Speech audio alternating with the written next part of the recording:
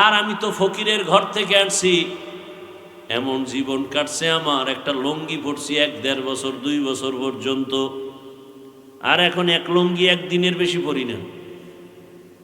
এক জামা 150 টাকা কিনছি, মনে আছে, 150 টাকা কালারিং জামা। ওই জামাটা 2.5 বছর 3 বছর পরছি, লুঙ্গি ছিঁড়ে গেছে, 5 বার সেলাই করে করে পরছি। আর আল্লাহ এখন এই পরিমাণ বাদশাহী সম্মান দান করেছেন, আমার মা বাবার চোখের পানি আর আল্লাহ ওয়ালাদের নেক নজর। আলহামদুলিল্লাহ 300-400 সন্তান এখন মাদ্রাসায় খায় পড়ে, কত সম্মান। কে আওয়ামী লীগ বিএমপি জানি না, দেখা হলেই এমপি কয় হুজুর দোয়া করিয়েন, আপনার নাম শুনছি। আমার হাতের ঘড়িটা আর একজনে দিয়া বলবে এই ঘড়ি তো হাফিজুর রহমানের নাই, ঘড়ি আমার। আজকে তুমি বলো আমার মোবাইল আমার মোবাইল, আর একজনে হাতে নিয়ে কালকে বলবে মোবাইল তো আমার, এটা আর কারো না। তোমার বন্ধুটা নাম্বার ডিলিট করে বলবে বন্ধু নাই, মোবাইলে নাম্বার রেখেও লাভ নাই। তোমার মাও কাঁদবে, বাবাও কাঁদবে, আমারে আম্মু বলে যে ডাকটা দিত ওই ডাক তো আর এখন আর দিবে না। মায়ের পাগলামি বড় কঠিন হয়ে যাবে। ওদিকে কেউ কবর খনন করবে, কেউ গরম পানি করবে গোসল করাবার জন্য। বাড়ির পেছনে বাঁশ বাগানে কবর খনন চলছে, কেউ বা আবার গরম পানি করতেছে গোসল দেওয়াবার জন্য। তোমারে আমার এইবার বিছানার থেকে টেনে টেনে নামাইয়া গায়ের জামা কাপড় সব খুলিয়া, কিসের ঠান্ডার শীত, সবাই রাস্তার ঘর থেকে রাস্তায় নামায়া রাখবে। এইবার গোসল দিয়া সাদা কাফনে প্যাকেট বানাইয়া যখন খাটে উঠাবে, কাদের মধ্যে নিয়ে এবার জানাজার প্যান্ডেলে নিবে।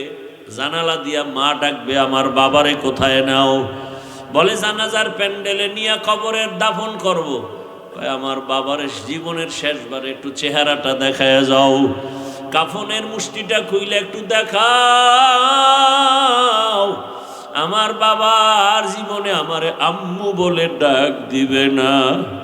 ও সন্তানেরা, ও যুবক বাবারা, পায়ে হাত রেখে বলি, জীবনে তো দাড়ি কম কাটো নাই, এবার তওবা করো, আর গুনাহ করবা না। আল্লাহকে মনে মনে বলো, হে মালিক কখন মরণ হবে জানা নাই, তওবা করি, আর নামাজ ছাড়বো না, দাড়ি কাটবো না, বেপরদায় চলবো না। মা বাবার দোয়া, শিক্ষকের দোয়া, উলামায়ে কেরামের দোয়া নিয়ে নবীজির সুন্নত অনুযায়ী চলবো। ওই অন্ধকার কবরে দাফন যখন করে মাটি দিয়া সবাই চলে যাবে, এখন আর কেউ নাই। আরে তুমি একা চলো না, কত বন্ধু, কত কিছু টেলিফোন করো, বন্ধু আয় ঘুরতে যাব। এখন তোমার কবরে ডানে বামে উপরে নিচে মাটি, তুমি একা, কেউ নাই। 2 জন ফেরেশতা আসবে প্রশ্ন করার জন্য, যদি নামাজ ছাড়া কবরে যাও, দাড়ি ছাড়া যাও। আমার আল্লাহ কুদরতের আওয়াজ দিয়া বলবে ফেরেশতাই বেঈমানকে ধর, কবরটা জাহান্নামের আগুনে ভরে ফেল। এই নাফরমানের আমি আল্লাহ কম নিয়ামত দেই নাই, আমি আল্লাহ কত নিয়ামত দিছি, কিন্তু আমার হুকুম মতো চলে নাই, আমার কোরআন অনুযায়ী চলে নাই, ইসলাম মানে নাই, বরং বিরোধিতা করেছে। আল্লাহ বলবেন এখন ও কবরের মাটি, নাফরমান গুনাহগারের 2 দিক থেকে জোরে জোরে চাপ দাও। কবরের মাটি এমন জোরে চাপ দিবে পাজরের হাড় চুরমার হয়ে যাবে। ও যুবক, একটা বেতের বাড়ি সইতে পারো না, মশার কামড় সইতে পারো না, কবরের মাটির চাপ কেমন করে সহ্য করবা? কামা ফাদ্দালা মাকানান আলা মাকান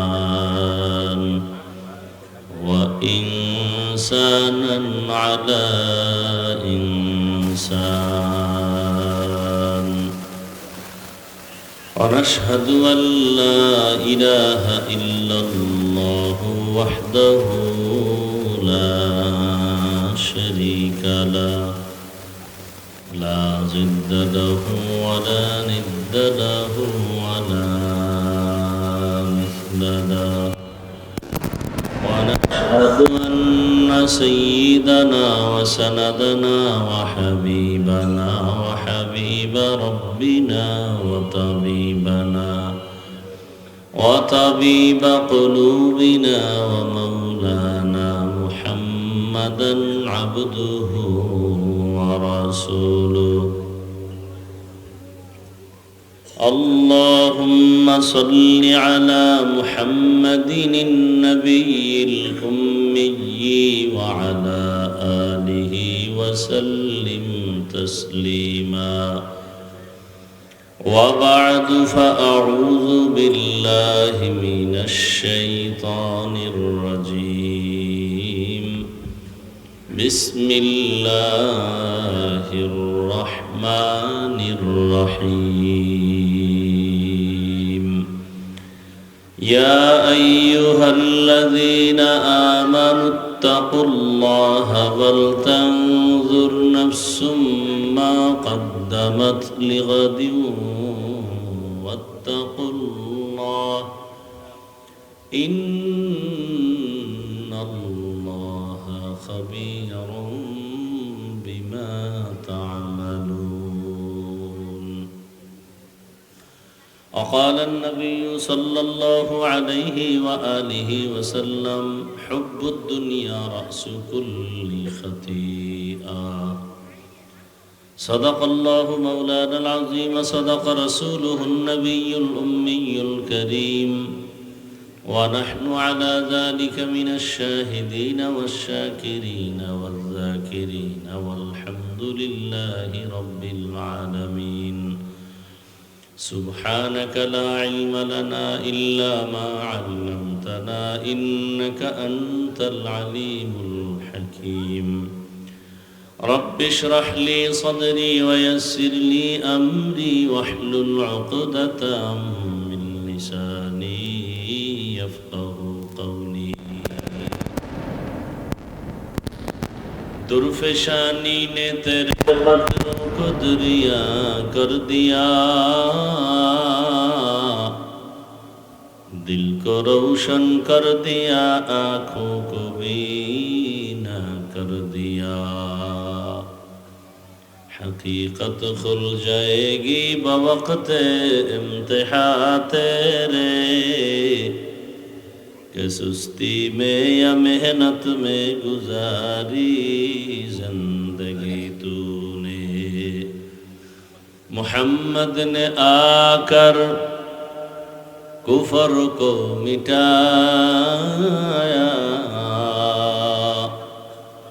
कुफर को मिटा कर सदाकत बताया তোমাকে মিক্সার মেশিন আনো নাই রিভাব দাও ইকো দিবা না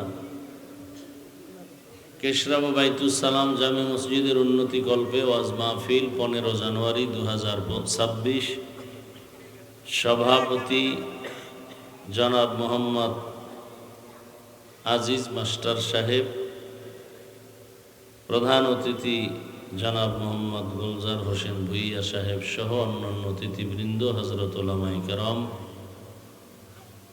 এলাকার বিভিন্ন স্থান থেকে আগত আল্লাহ পাকের আশিকিন জাকিরিন শাকিরিন মুহিব্বিন মুরব্বিয়ান ইজাম কলিজার টুকরা আমার সমবয়সী যুবক বন্ধুগণ স্নেহের ছোট ভাই পর্দার আড়ালে মা বোনেরা আল্লাহ পাকের দরবারে শুকর যে আল্লাহ আমাদেরকে সুস্থ রেখেছেন আলহামদুলিল্লাহ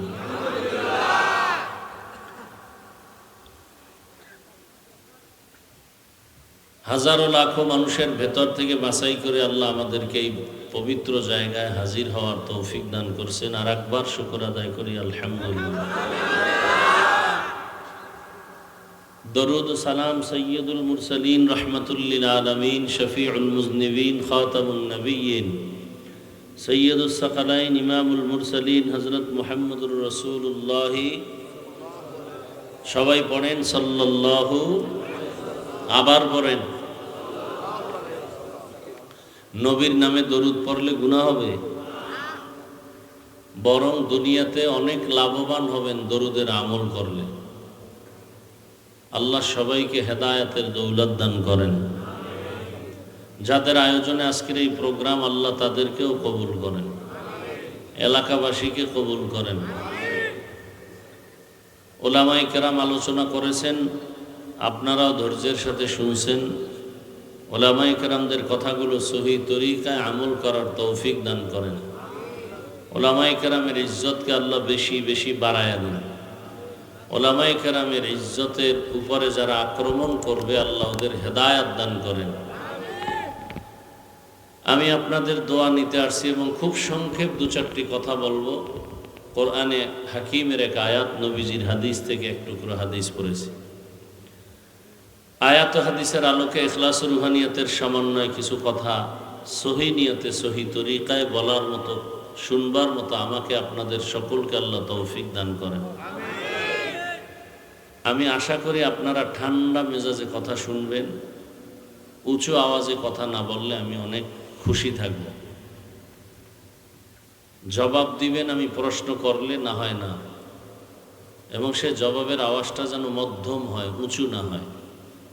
পারা যাবে ইনশাআল্লাহ? আমি যতটা কথা বলবো আশা করি ইনশাআল্লাহ ইসলাম, কোরআন হাদিস, আল্লাহ এবং রসুলের মানদণ্ডে কথা বলবো। খুব খেয়াল করবেন। এই পিছনে কন্ট্রোল করার নাই কেউ? আওয়াজ হয় কেন?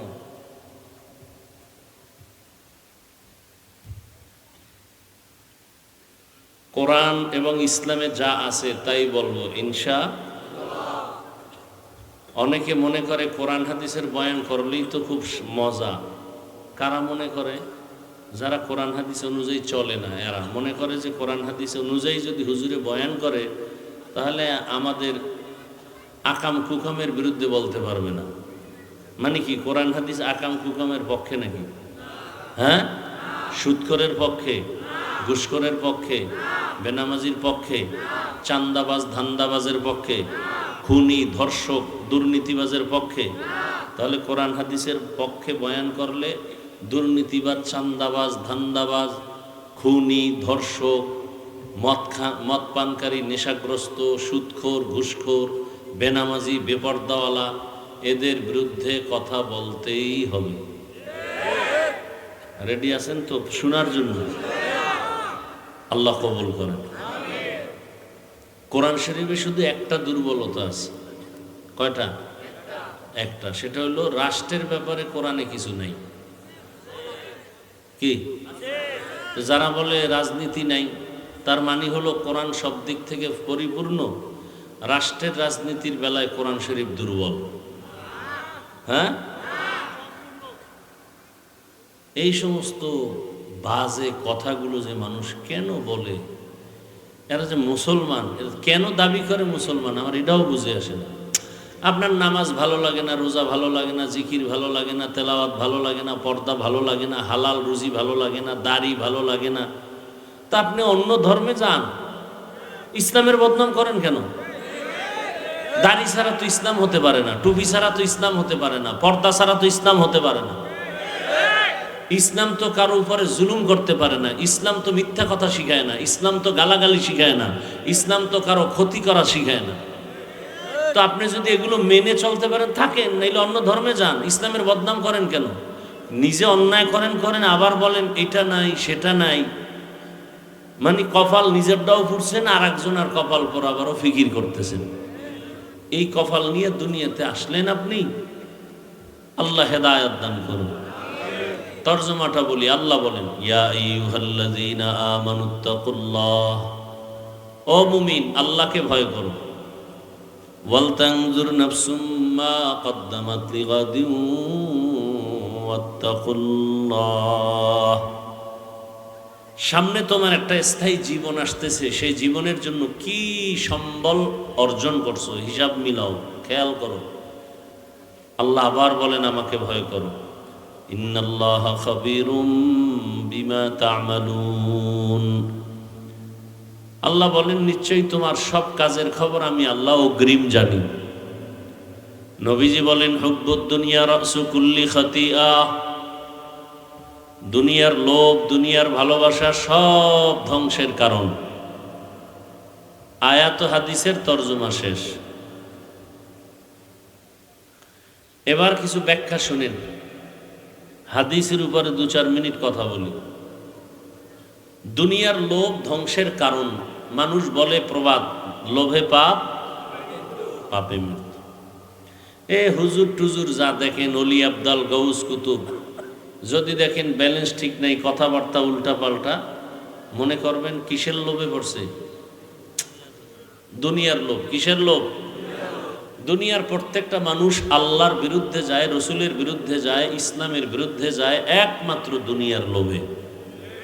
সেই লোভটা আবার 3 ভাগে ভাগ করা। কত ভাগ? এক ভাগ হলো হুব্বে যা, ক্ষমতার লোভ, চেয়ারের লোভ, সম্মানের লোভ। সম্মান, চেয়ার পাওয়ার জন্য আল্লাহর বিরুদ্ধে প্রয়োজনে, ইসলামের বিরুদ্ধে প্রয়োজনে উল্টা পাল্টা করে। কেন? ক্ষমতা টিকানোর জন্য। আছে না নাই? আর একটা লোভ হলো সম্পদের লোভ, টাকা। আমি যদি উল্টা পথে চলি তো টাকা পাবো, কাউরে যদি একটু মিথ্যা মামলায় জড়াইতে পারি তো টাকা পাবো। এরকম বদমাশ আমাদের সমাজে আছে না? আর একটা লোভ হলো হুব্বে নিসওয়ান, যৌবনের লোভ। যৌবনের লোভে পড়ে ইসলাম শেষ, মানবতা শেষ। এই 3টা লোভে পড়ে গোটা দুনিয়া ধ্বংস। গোটা একেবারে সব মানুষ, একটা মানুষও এই 3 লোভের বাইরে ধ্বংস নাই। 3 লোভের ভেতর থেকেই ধ্বংস হয়ে গেছে, এখনো হচ্ছে চোখের সামনে। এমন একটা স্টান দিলি তোরা, এটা বড় নাই, এটা ছোট স্টান কইতন কিনে আনছিল, বড় নাই।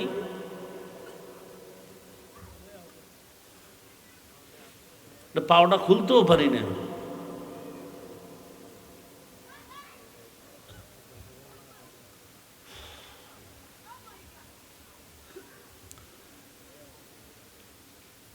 ক্ষমতার লোভে পড়ে ফেরাউন, নাই চোলা। কি ঠিক করবি তুই? আমি বুঝি না কি ঠিক করবি। তোর এটা 2 হাত বড় আনলে না, এরপর তুই ঠিক করবি। এটা কি করবি তুই?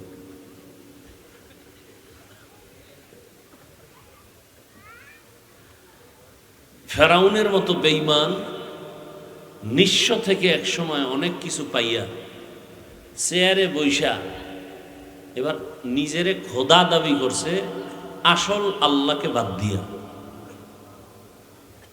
কিসের লোভে? ক্ষমতার লোভে।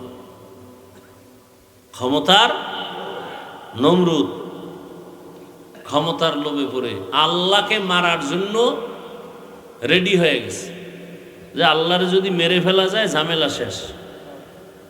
এ বাঁশ দিয়া সিঁড়ি বানাইছে বিশাল, এরপরে তীর নিয়ে উঠছে, আল্লাহকে মারবে। তো মারছে, পাখির গায়ে লাগছে, রক্ত আসছে মাথায়, নিচে এসে দেখি যে আল্লাহরে মেরে ফেলছে এই রক্ত। সেই বেঈমানকে আল্লাহ ধ্বংস করতে ফেরেশতা লাগছে? কি লাগছে? একটা অসুস্থ মশা, সাথে জুতা। পায়ের জুতা কপালে লাগায়, এটা কত বড় ভাগ্যের বিষয়। ডব্লিউ বুশের লাগছে, আমাদের দেশে আবার মাঝে মাঝে এমপি মন্ত্রীর কপালেও লাগে। সান কপাল তো,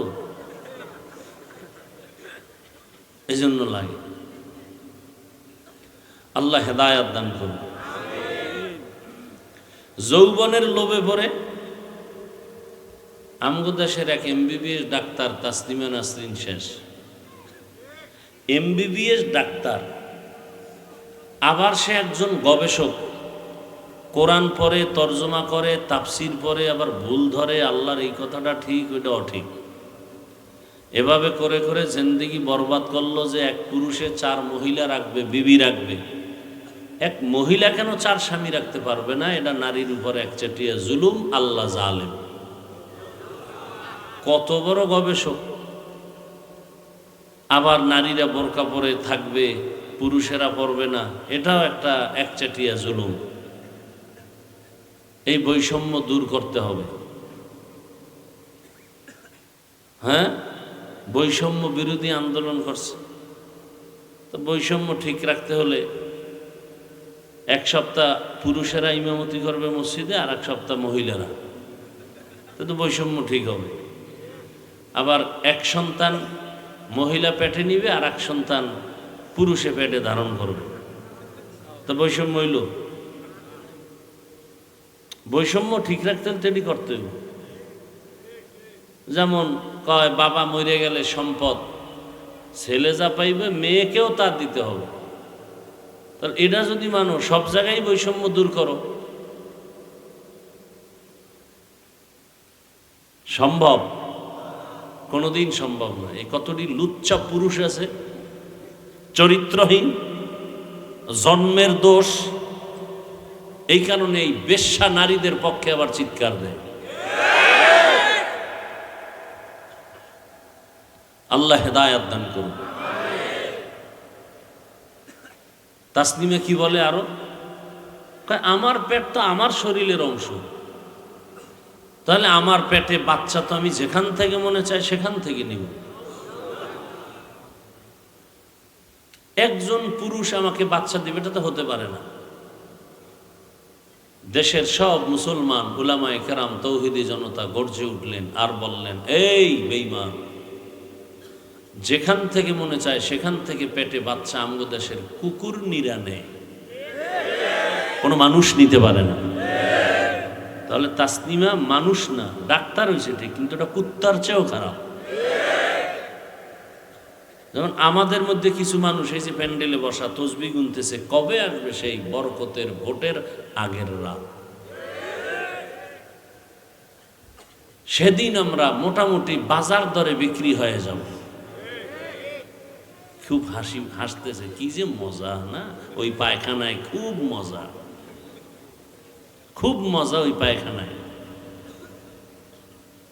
লজ্জা শরম না থাকলে কিচ্ছু থাকে না মানুষের। ১৫০০ বছর আগে রসুল বলে গেছেন, আমি কিন্তু খুব আদবের সাথে বলছিলাম আওয়াজ দিবেন না, আপনারা আমার কথাটা রাখতেছেন না।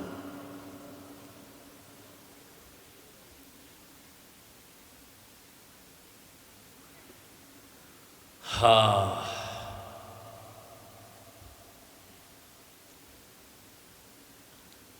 ১৫০০ বছর আগে রসুল বলেছেন, লা ঈমান লিমান লা হায়া আলা,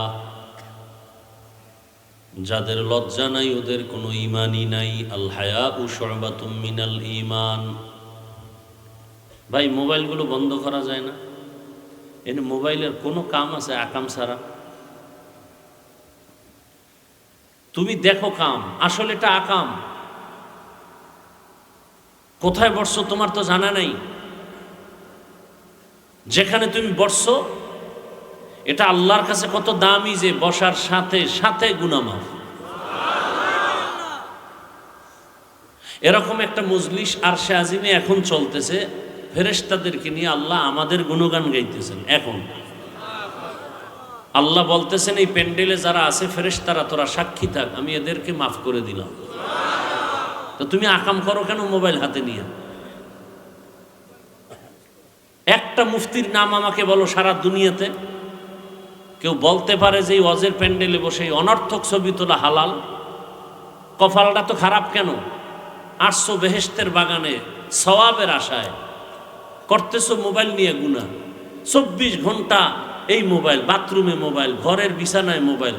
আল্লাহ দয়া করে বেহেশতের বাগানে নিছে, ঘন্টা ২ মোবাইল ছাড়া থাকাই যায় না। এত খারাপ কেন কপালটা?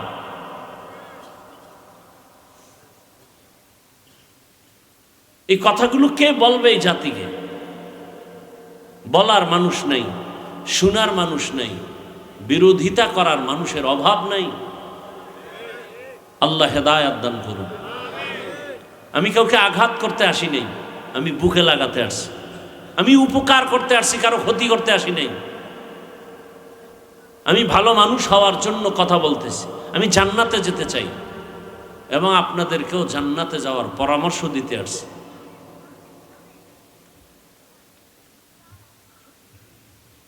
মিষ্টি মিষ্টি কথা বলে বয়ান করার অভ্যাস আছে তো, ঠান্ডা মাথায় প্রশংসা পাবো, কিন্তু না, আমাদের মূল উদ্দেশ্য তো না মানুষের রোগ কোনগুলো বেশি জটিল, যেই রোগের কারণে অন্যান্য ইবাদত নষ্ট হয়ে যাবে, এগুলো তো বলতে হবে।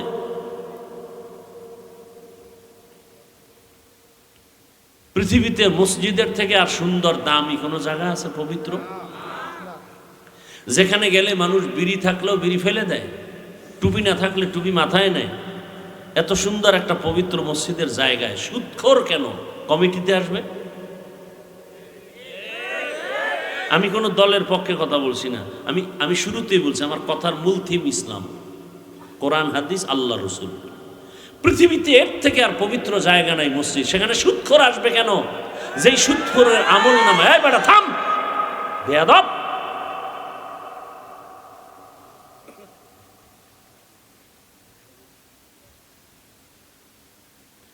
24টা ঘন্টার সেকেন্ডে সেকেন্ডে সেকেন্ডে সেকেন্ডে অল টাইম আমল নামায় কেমন গুনাহ? নিজের আপন মায়ের সাথে জিনার গুনাহ, জিনার গুনাহ। কত খারাপ কথা, বলতে লজ্জা লাগতেছে। যারা সুদের খাতায় নাম লেখাইছে, এগুলো নামাজ হবে না, রোজা হবে না, তেলাওয়াত হবে না, হজ করলে কবুল হবে না, দান করলে সওয়াব পাবে না, মোনাজাত দিলে কবুল হবে না। কত কঠিন কথা। আল্লাহ স্পষ্ট কোরআনে বলছেন, বেঈমান রেডি থাক, আমি আল্লাহ নিজে তোর সাথে যুদ্ধ করতে রেডি। সে মসজিদের মতো পবিত্র জায়গায় ঢুকলো কিভাবে? শুধু আপনাদের কারণে ঢুকছে। আপনারা যে ভোটের আগে টাকা খাবেন আর তাদেরকে সারসার করবেন,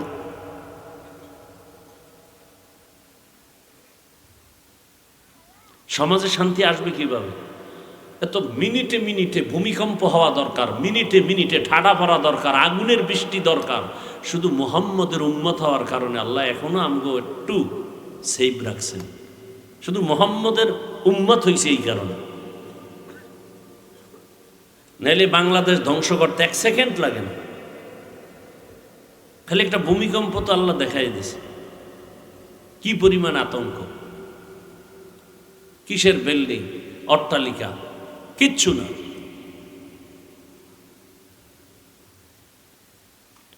বাজারে যাবেন, একটা দামি মোটামুটি ভালো মুরগি কিনবেন 800 থেকে 1000 টাকা। একটা ছাগল কিনবেন ভালো মানের 15 থেকে 20,000। একটা গরু কিনলে কত? 1 লাখ। আর আমার সোনার বাংলার আশরাফুল মখলুক মানুষ, এরা ভোটের আগে বিক্রি হয় বাজার দরে মাত্র 500 টাকা করে বিক্রি। কয়েকদিন পরে দেখো মাইয়ের উপরে হামলা, বউয়ের উপরে হামলা, চিৎকার। দেখো, খবরদার চিল্লাবি না, তোর মাইয়া পোলা 14 গোষ্ঠীর ইজ্জত কিনে নিছি না ভোটের আগে 500 টাকায়। এই আকামগুলো দেশে হয় না হয় না? এর দোষ কি খালি যারা করে এদের, না আপনাদেরও আছে? হ্যাঁ, নিজের দোষটা দেখেন না কেন? একটা চেয়ারম্যান কোনোদিন হারাম খায় না, জনগণ আগে খাইয়া এরপর চেয়ারম্যানকে শিখায় যে এখন আমগো দে, বাড়িঘর বিক্রি করে ফকির হয়ে যা, এবার চেয়ারে বসে আমগো কপালে যা বরাদ্দ হবে সব তুই বয়ে বয়ে খাবি। তো চেয়ারম্যান রে তুমি আগে হারাম খাইয়া শিখাইছো, সে গিয়ে খায়, তা বিরোধিতা করো কেন? চেয়ারম্যান এই রাস্তার টাকা খেয়ে ফেলছে, গম উঠায় খেয়ে ফেলছে, তুমি যে ভোটের আগে খাইছো চেয়ারম্যানের ডা। এই জাতিকে সোজা করা ইসলাম ছাড়া কোনোদিন সম্ভব না, সম্ভব না। এক বেয়াদবকে সোজা করবে গোটা দেশ সোজা। নামি দামি একটা চোরের হাতের কবজা কাটবে, পুরো বাংলাদেশের হাত ঠিক। ইসলাম ছাড়াই জমিনে শান্তি আসবে না, কোনোদিন আসবে না। আমি মানি আর না মানি, কথা এটাই সত্য। শান্তির একমাত্র ঠিকানার নাম ইসলাম। আপনি না মানলেও ইসলাম, মানলেও ইসলাম। যেদিন আসবে সেদিন শান্তি, এর আগে শান্তির চিন্তা করাও ভুল। অজের মধ্যে এত লোক, মসজিদে লোক নাই কেন? ফজরে কই যায় এরা? জঙ্গলে বনবাসে যায়। ফজরে কেন মসজিদ খালি? কালকে জুমায় মুসল্লির অভাব নেই, আসরে আবার মুসল্লি নেই, মাগরিবে নাই, এশায় নাই। কিসের নামাজ এগুলো? ধোকা, আল্লাহকে ধোকা দেওয়া। অথচ আল্লাহর দেওয়া পানি খাইতেছে, আল্লাহর দেওয়া সূর্যের আলো, আল্লাহর দেয়া চাঁদের আলো, আল্লাহর দেয়া নদীর মাছ, আল্লাহর দেয়া গাছের ফল, জমিনের ফসল, সব আল্লাহ। অথচ আল্লাহর হুকুম মানি না। মানি না তো মানি না, যারা একটু মানার চেষ্টা করে তাদেরও বিরোধিতা করে। কত বড় কপাল পোড়া! এজন্যই তো নবী বলেন, দুনিয়ার লোভ মানুষকে ধ্বংস করে দেয়। হুজুরের বয়ানের কারণে আমার সুদের ব্যবসা চলবে না, তো হুজুরের বয়ান বন্ধ, আমার ব্যবসা বন্ধ করা যাবে না। এইভাবে সরকার পর্যন্ত বলে মেয়ে ছেলেরা আকাম কুকাম করবে, বাধা দেওয়া যাবে না, তবে বাল্য বিবাহ এটা বাধা দিতে হবে। একটু চিন্তা করো যুবক, যুবককে বলছে, আমার সব কথা যুবকদের জন্য। তোমার লাইনের যুবকটাই তো রক্তের ফোঁটা মাটিতে ফেলে গোটা দুনিয়াটাকে আলোড়িত করে গেল, আর বলে গেল টাকায় পশু বিক্রি হয়, টাকায় অমানুষ বিক্রি হয়, আমি হাঁ দিই, টাকায় বিক্রি হই না। তোমার চরিত্র 500 টাকায় শেষ। মুরগি কিনতে 1000, ছাগল কিনতে 20,000, গরু কিনতে 1 লাখ, তুমি বিক্রি 500। তার মানে তোমার ছাগলের সমানও দাম নাই, তুমি ছাগলের চেয়েও খারাপ, গরুর চেয়ে খারাপ, কুত্তার চেয়ে খারাপ, শুকরের চেয়েও খারাপ। ভাব তো দেখাইতেছো বড় বুজুর্গ, খুব বুজুর্গ ভাব। সারা রাত মোবাইলে গুনাহ চলে, গুনাহ, হাতের গুনাহ, জবানের গুনাহ, অন্তরের গুনাহ, চোখের গুনাহ, সারা রাত। চেহারায় ছাপ লাগছে। যেই যুবকের চেহারা 40 বছর পর্যন্ত থাকবে উজ্জ্বল, সেই চেহারা 25 বছরে নষ্ট কেন? জবাব দে।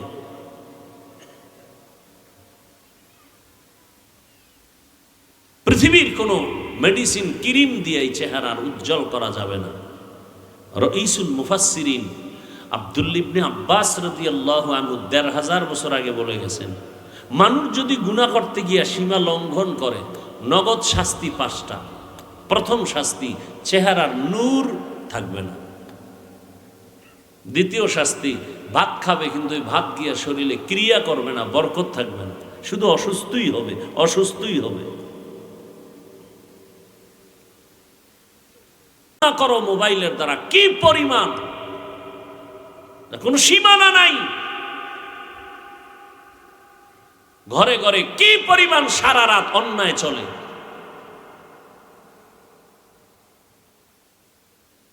শান্তির দোয়া করবে হুজুরে, কি লাভ? কি আল্লাহ এখনো যে আমাকে বাঁচায় রাখছেন, বড় শুকর। অথচ তোমার লাইনের যুবকটার চরিত্র কেমন? রাস্তা দিয়ে হাঁটতেছে, মানুষ এসে টাকা দিতেছে। এই ফেসবুকের গোলাম বাবারা বলো, আমি বানায় বলতেছি, তোমরা দেখছো নাইলে বইলো না, না দেখলে চুপ থাকো। যদি দেখে থাকো সাক্ষী দাও, কারণ আমি বলতেছি শুনে, তুমি তো বলবা দেখে। তুমি যে আকামের পথের হেডমাস্টার, আমি তো ওই লাইনে নাই, আমি শুনে শুনে বলতেছি। তার ইন্তেকালের পরে অ্যাকাউন্ট চেক করা হলো, অ্যাকাউন্টে কোটি কোটি টাকা আসছে অনায়াসে, এমনি 50,000 টাকার বান্ডিল তাকে দিতেছে। আর তুমি 500 টাকার জন্য কত নিচে নামলা? তোমাকে দেয় না কেন মানুষ টাকা? তোমার চরিত্র খারাপ, আর কিচ্ছু না। মানুষের জীবনের অমূল্য সম্পদ সুন্দর চরিত্র। এক ব্যক্তি গোটা দুনিয়াকে পাগল করে করে এখনো আছে বেঁচে, সারা দুনিয়ার মানুষ তার পাগল, হোমিওপ্যাথিক ডাক্তার জাকির নায়েক। টাকার গরমে, ক্ষমতার গরমে, কি পুঁজির কারণে তাকে দুনিয়ার মানুষ এত ভালোবাসে? একমাত্র তার সুন্দর চরিত্র, নৈতিক আদর্শ। তোমাকে তোমার চরিত্রের কারণে কত খারাপ জানো? তোমার মা পর্যন্ত মনে মনে বলতে চায়, চাক্কার তলে পড়ে এত মানুষ মরে, আমার এই চরিত্রহীন সন্তানটা মরে না কেন? কারণ মহিলারা তোমার মাকে ধিক্কার দেয়, তোমার ছেলে বড় খারাপ। মায়ের কাছে কত কষ্ট লাগে। বাবায় বাজারে গেলে মানুষ খারাপ বলে, তোমার ছেলে না অমুক বেয়াদবটা, বাবা লজ্জায় মাথা নত করে।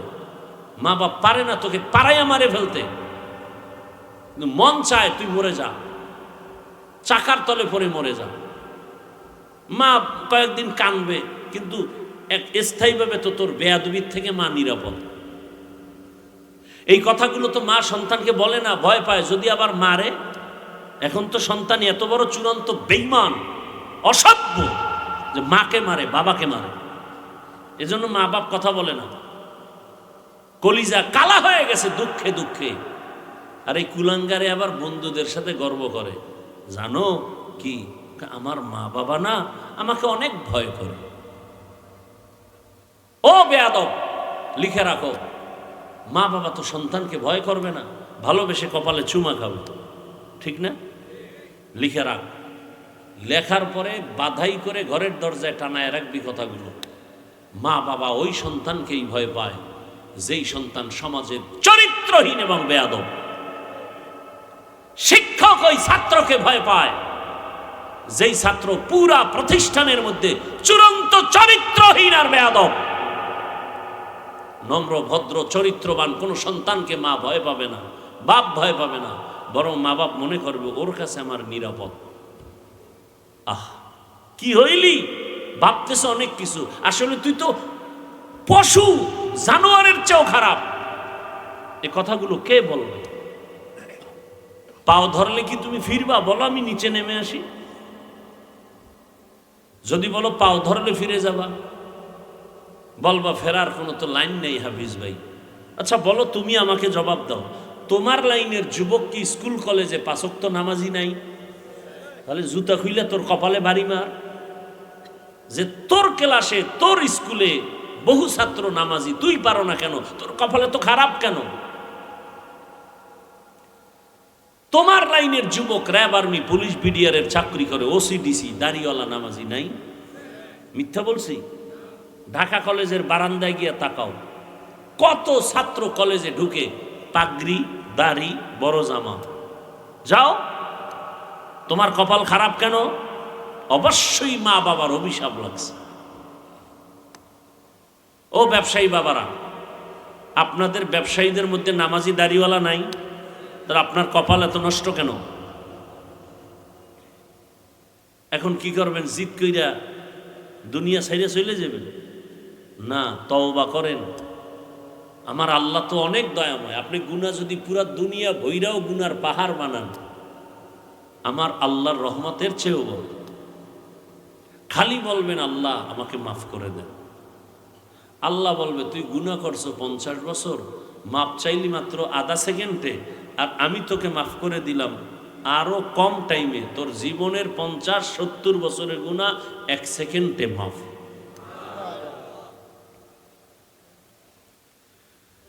ইয়া আইয়ুহাল্লাযীনা আমানুত্তাকুল্লাহা ওয়াল তানজুর নাফসুম মা কদ্দামাত লিগাদিন ওয়াত্তাকুল্লাহ। দুনিয়ার পেছনে যারা ঘুরে, এরা দুনিয়া লোভী। এই দুনিয়া লোভীরা দুইটা জিনিস চায়, দুই জিনিস চায়, মনে প্রাণে চায় কিন্তু পায় না।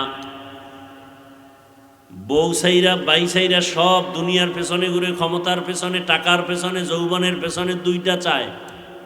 এক চায় শান্তি, আর একটা চায় সম্মান।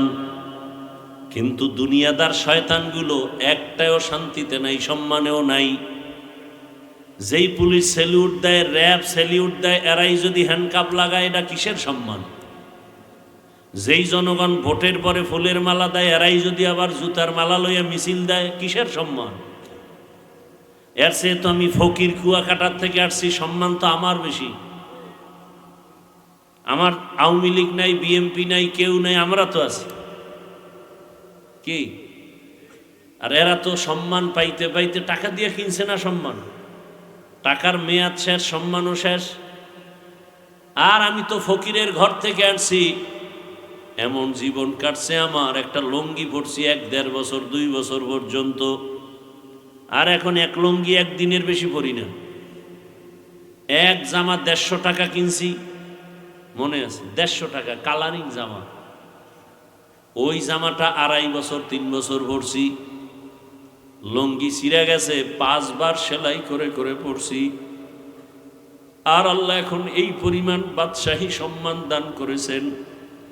আমার মা বাবার চোখের পানি আর আল্লাহ ওয়ালাদের নেক নজর। আলহামদুলিল্লাহ 300-400 সন্তান এখন মাদ্রাসায় খায় পড়ে। কত সম্মান! কে আওয়ামী লীগ বিএমপি জানি না, দেখা হলেই এমপি কয় হুজুর দোয়া করিয়েন, আপনার নাম শুনছি। বড় কোটিপতি ফ্যাক্টরির মালিক, দেখা হলে বলে হুজুর দোয়া করিয়েন, অনেক নাম শুনছি। এর থেকে আর সম্মান লাগে কিছু? আমাদের এই চেয়ারের কোনো মেয়াদ আছে? এদেরকেই বলে মুকুটহীন সম্রাট, যে এমপি পর্যন্ত দোয়ার জন্য দাঁড়ায় থাকে, এটির মুকুটহীন সম্রাট।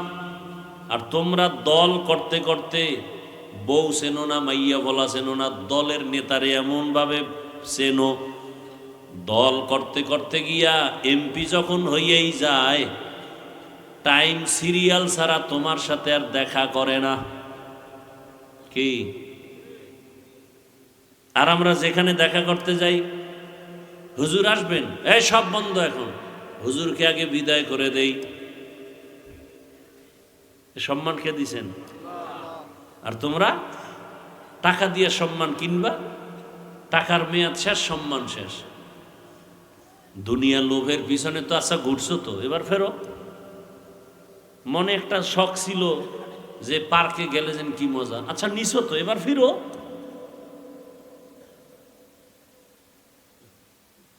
জীবনে দাড়ি তো কম কাটো না, এবার ফিরো। দাড়ি কাটা ছাটা সব কবিরা গুনাহ, হারাম। একটা লাভও নাই। যদি কেউ দেখাইতে পারে দাড়ি কাটলে একটা লাভ, চেহারা ভালো হয়, আরো কিছু, আল্লাহর কসম আমি দাড়ি কেটে ফেলব। আমার একটা লাভ যদি কেউ দেখাইতে পারে। বরং গুগলে এই মোবাইল তো চালাও, ভালো জিনিস দেখতে পারো না? আজকে বাসায় গিয়ে সার্চ দিবি, টাচ মোবাইল চালাইলে শরীরের কি কি ক্ষতি সব বের হয়ে আসবে। ওখানে তার আমি হুজুর নেই, সব চিকিৎসা বিজ্ঞানীরা কি থিম ওখানে বয়ান করছে, ওখানে সব লেখা। দাড়ি কাটলে ছাড়লে বিজ্ঞানীদের কি থিওরি, সাথে সাথে নগদ শাস্তি, যৌবন চলে যাবে, চোখের পাওয়ার চলে যাবে। গুগলে সার্চ দে, সারা জীবন খালি আকামি করলি, এটা মানুষের কাম এগুলো।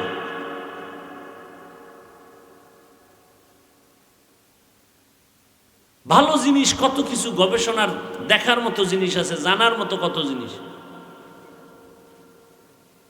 আজকে মুসলমান সার্চ দিবি বাইতুল্লাহ কি, বাইতুল্লাহর ইতিহাস কি, পড়বি 10 মিনিট পর ডেলি।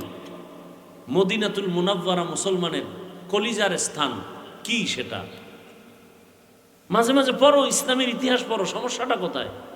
তুমি যদি সমাজে নেতৃত্ব দিতে চাও, তোমার অলরাউন্ডার হতে হবে, জ্ঞান অর্জন করতে হবে।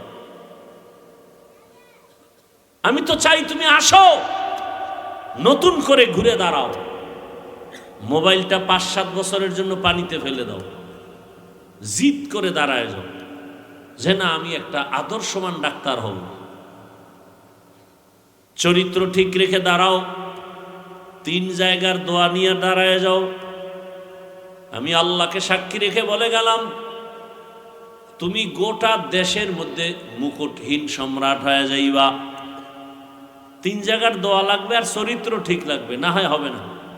তুমি যদি পুরা বাংলাদেশে এক হও, চরিত্র যদি খারাপ থাকে, শেষ, তোমার জিন্দেগি বরবাদ। কোনো বেঈমানও তোমাকে সাপোর্ট দিবে না, কারণ চরিত্র মানুষের অমূল্য সম্পদ। আমি চাই তুমি ডাক্তার হও, engineer, professor, OC, DC, SP হয়ে যাও, এমপি মন্ত্রী হও, তবে বেয়াদব হইও না। তবে চরিত্র ঠিক রাখো আর 3 জায়গার দোয়া নিয়ে চলো, জীবনটা সফল। কয় জায়গার দোয়া? 1 নম্বরে মা বাবার দোয়া, 2 নম্বরে শিক্ষকের দোয়া, তৃতীয় হলো ওলামায়ে কেরামের দোয়া। লিখে রাখ, এই কথাগুলো মনে থাকবে না। এই 3 জায়গার দোয়া যদি নিয়ে ডাক্তারও হও, আল্লাহর কসম গোটা দুনিয়াতে তোমার সম্মান বেড়ে যাবে।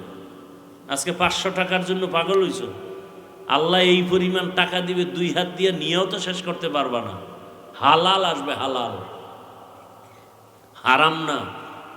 তবে চরিত্র ঠিক লাগবে। আর কি? 3 জায়গার শেষ উলামায়ে কেরামের দোয়া। ওই যে বললাম, কলেজে গিয়া দেখো পাগড়িওয়ালা ছাত্র ঢাকা কলেজে পড়ে, মনে হয় যেন মসজিদের কোনো খতিব, অথচ আরবি ভালো করে পারে না। জিজ্ঞাসা করলাম, বাবা তোমার এই হালাত কেন? বলে আমার আব্বু আম্মু অনেক আদর্শওয়ালা বানাইছে। আমার আব্বু আম্মু খানা দেয় আর বারবার আমাকে সবক দেয়, বাবা জীবনে যাই করো না করো মিথ্যা বলবা না, কারো ক্ষতি করবা না। মা বাবার এটাই সবক। জীবনে কারো ক্ষতি করবা না, মিথ্যা কথা বলবা না, কারো হক নষ্ট করবা না, কারো চরিত্রের উপর আক্রমণ করবা না। শিক্ষক দোয়া করছে, লেখাপড়ায় 8 নাম্বার হয়ে গেছি, ওলামায়ে কেরাম দোয়া করছে। এ কারণে আমার মাথায় টুপি, দাড়ি, নামাজ পড়ি, 5 বড় জামা পরি, ক্লাস করি। আফসুস করা দরকার ওদের দিকে তাকায়। অথচ তোমারে পাও ধরে ধরে বলার পরেও তুমি নামাজ পড়তে চাও না। আজরাইল যদি ঘুমের মধ্যে আসে নাকি আসবে না? ঘুমের মধ্যে যদি আল্লাহ পাঠায় দেয়, এসে যদি দেখে তোমার কানের মধ্যে গানের তার লাগানো, কি জবাব দিবা আমার আল্লাহর দরবারে? অনুরোধ করে বলি, যুবক বাবা, এখনো সময় আছে, তওবা করে নাও। জীবনে তো পার্কে পার্কে কম ঘুরলা না, এবার আল্লাহকে বইলা বইলা মনে মনে তওবা করো।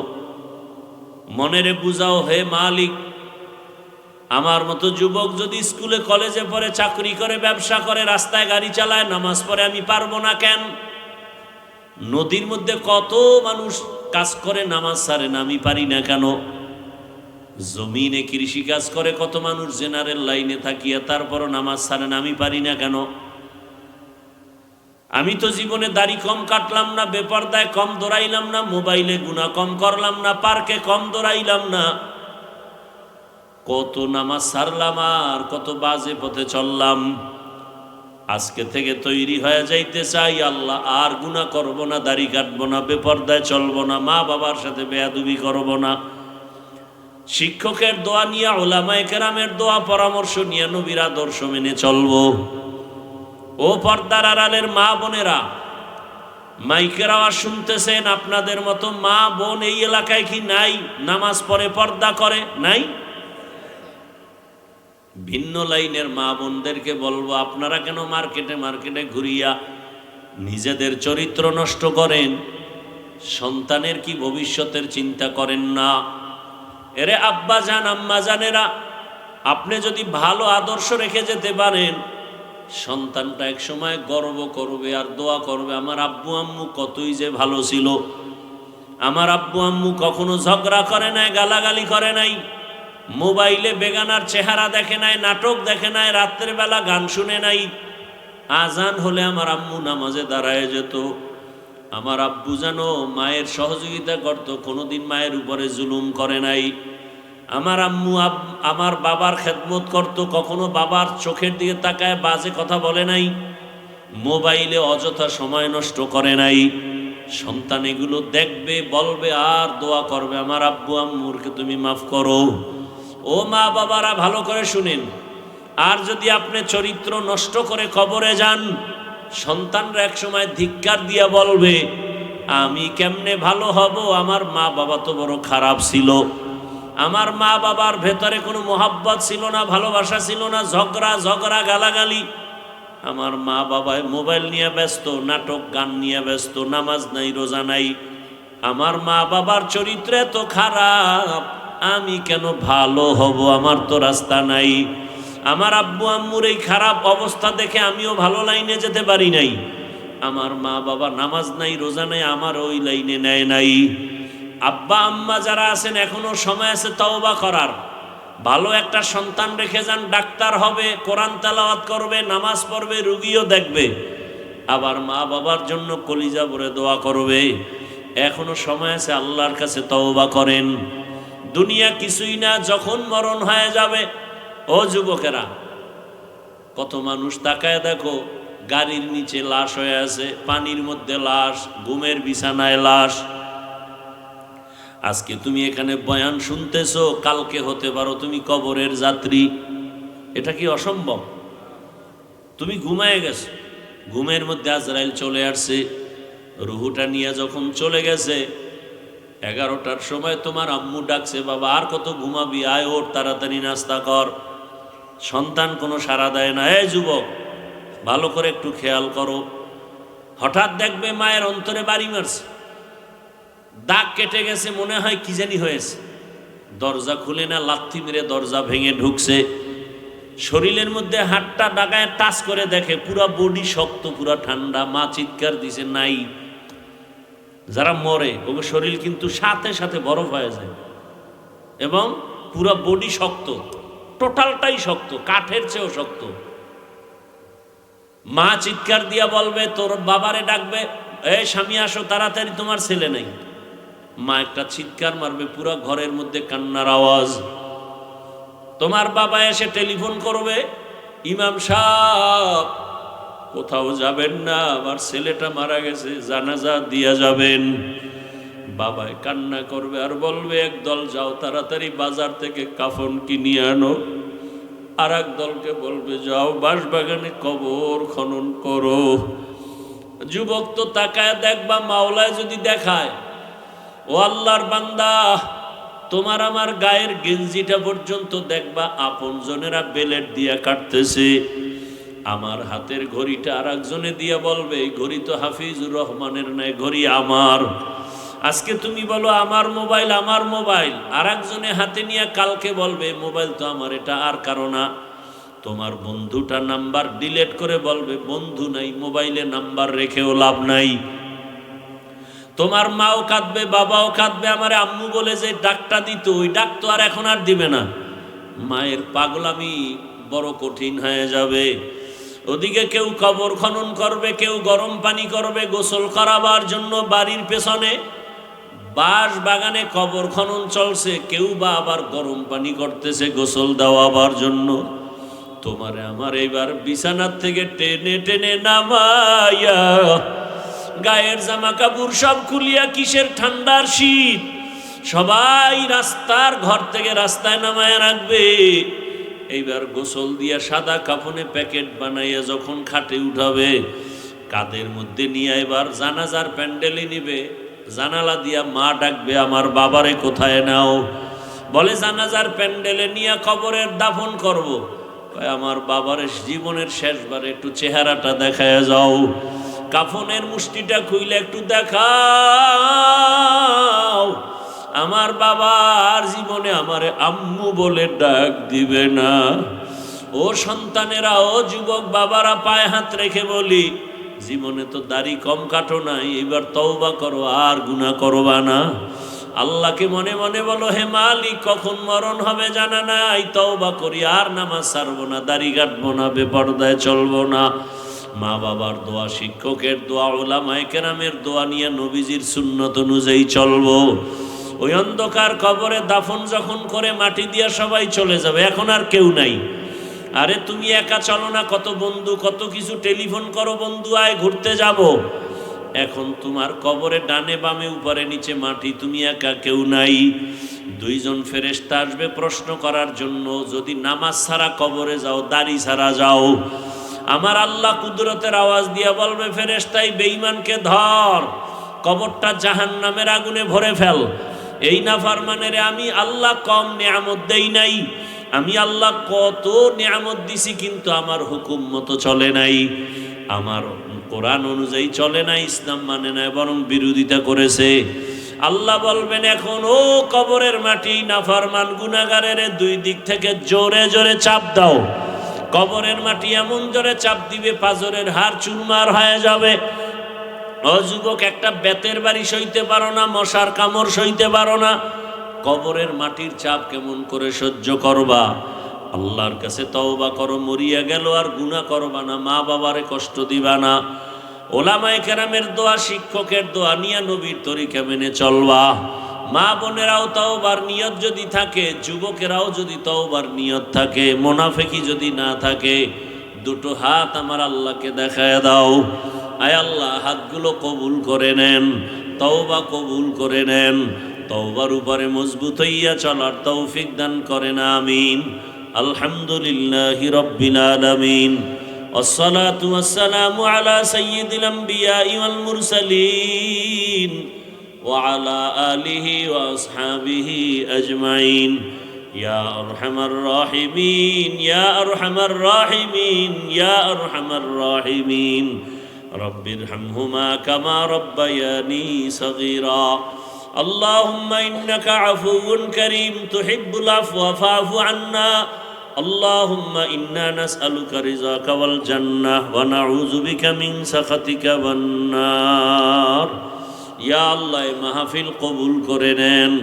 আয় আল্লাহ, আয়োজনকারীদের কবুল করে নেন, এলাকাবাসীকে কবুল করে নেন, মা বোনদের আবেদা পর্দাওয়ালা বানায় দেন, পরীক্ষার্থী যারা কামিয়াবি দান করেন, আয় আল্লাহ সন্তানগুলো নেককার বানায় দেন, আমার কলিজার যুবকদের দিনের খাদেম বানায় দেন, মোবাইলের গুনাহ থেকে আমাদেরকে হেফাজত করেন, মাদ্রাসা মসজিদগুলো কবুল করে নেন, সমস্ত শিক্ষা প্রতিষ্ঠান নবীর আদর্শে কবুল করে নেন। আয় আল্লাহ সারা দুনিয়াবাসীকে মাফ করে দেন। আয় আল্লাহ প্রবাসীদেরকে হেফাজত করেন, বাংলাদেশ ইসলামের জন্য কবুল করে নেন, ওলামা মাশায়েখরে এক বানায় দেন। আয় আল্লাহ হকের ঝান্ডাকে উঁচু বানায় দেন, বাতিলের মোকাবেলায় বিজয় দান করেন। আয় আল্লাহ কুদরতের দ্বারা বাতিলের মোকাবেলায় হকের বিজয় দান করেন।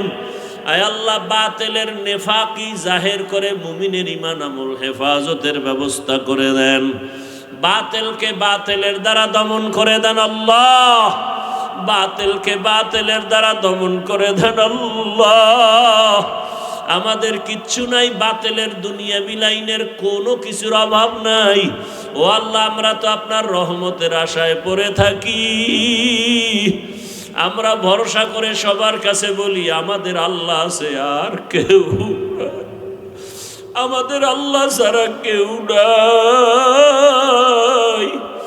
আমরা শুধু এই পুঁজিটার কথাই মাওলা বলি, সবাই আমাদের কত কিছু বলে, আমরা সব সময় আল্লাহ আপনার উপরে ভরসা করে বলি আমাদের আল্লাহ আছে, আর কিছুই নাই। ও আল্লাহ, আপনি একটু দয়া করে আমাদের কবুল করে নেন। বাতিলের মোকাবেলায় আমরা ব্যর্থ। ও আল্লাহ, আপনি বাতিলদের জবান বন্ধ করায় দেন, বাতিলদের অপপ্রচার